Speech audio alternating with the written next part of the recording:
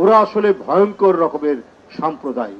ঘৃণা ছাড়া, অন্যের প্রতি অসূয়া ছাড়া, ভিন্ন ধর্মের প্রতি তারা প্রতিহিংসা দেখানো ছাড়া ওদের আর রাজনীতি নেই। আপনারা মনে করেছেন ভিসা বন্ধ করে বাংলাদেশের মানুষকে আসতে না দিয়ে, তো আপনি তো বাংলাদেশের উপকার করেছেন। বাংলাদেশ বিলিয়ন বিলিয়ন ডলার খরচ করত, বিলিয়ন ডলার পাচারও হবে না, আর আমাদের ডলারগুলোও সেখানে যাবে না। যে সমস্ত আমরা খাদ্যপণ্য আনতাম, চাল, পেঁয়াজ, চিনি, রসুন, আদা, এখন এদেশের লোকরা তারা আরো বেশি প্রচেষ্টা নিয়ে শ্রম দিয়ে সেগুলো উৎপাদন করবে। আমাদের ডলার সেখানে যাবে না, আমাদের ফরেন রিজার্ভ আরো বাড়বে। এটা তো আমাদেরই লাভ হলো। আগে গ্লোবালাইজেশনের কারণে এই ঠিক আছে, যে দেশের উদ্বৃত্ত বেশি সেখান থেকে কিনে নিয়ে আসা হতো আমাদের কাছ থেকেও। আমাদের বাংলাদেশে যে উন্নত মানের এবং সুস্বাদু ইলিশ মাছ পাওয়া যায়, সেই ইলিশ মাছের জন্য ভারতের লোকরা কাতর হয়ে থাকে যে বাংলাদেশের ইলিশ। তো বাংলাদেশের ইলিশ নেন কেন? বাংলাদেশের ইলিশের জন্য আপনাদের প্রাণ একেবারে ফেটে যায়। বন্ধুরা আমার, এরা হচ্ছে অত্যন্ত, আমি আগেই বলেছি, বিদ্বেষ পরায়ণ। এরা বাংলাদেশের মানুষকে মোটেই পছন্দ করে না।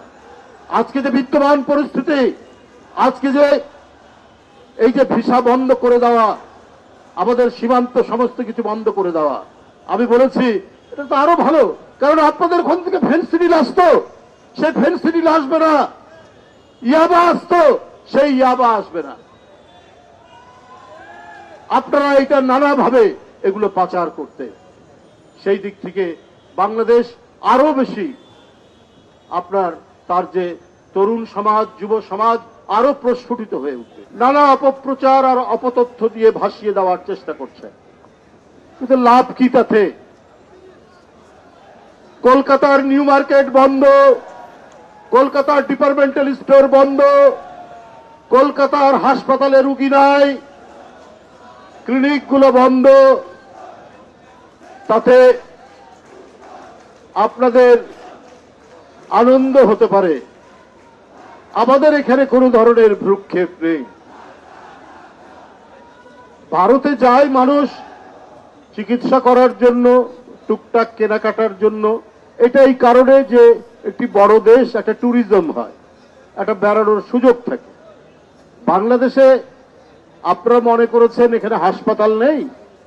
আপনারা যে সমস্ত জায়গা থেকে পড়াশোনা করেছেন, বিশেষ করে চিকিৎসা বিদ্যায় ইউরোপ, আমেরিকা, আমাদের চিকিৎসকরাও তো সেখান থেকে পড়ে আসছে।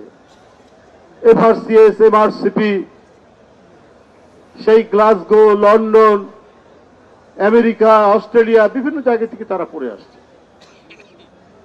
তো চিকিৎসার তো আমাদের কোনো অভাব নেই। আমাদের মেডিকেল কলেজ অসংখ্য, সরকারি এবং বেসরকারি মিলিয়ে। ওরা মনে করেছে আমরা বোধহয় একেবারে বাঁশ ঝাড়ের মধ্যে থাকি। আরে ভাই, আমাদের এই দেশে শতকরা 100% স্যানিটেশন সিস্টেম, অত্যন্ত ডেভেলপ স্যানিটেশন সিস্টেম। কেউ বাঁশ ঝাড়ে যায় না, কেউ রেল লাইনের ধারে টয়লেট সারে না। আর আপনি কলকাতা থেকে দিল্লি যাবেন, আপনি রেল লাইনের ধারে দেখবেন কি অদ্ভুত ব্যাপার।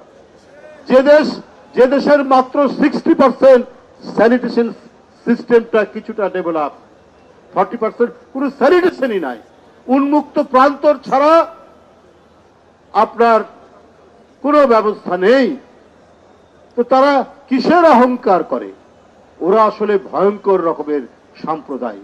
ঘৃণা ছাড়া, অন্যের প্রতি অসূয়া ছাড়া, ভিন্ন ধর্মের প্রতি তারা প্রতিহিংসা দেখানো ছাড়া ওদের আর রাজনীতি নেই।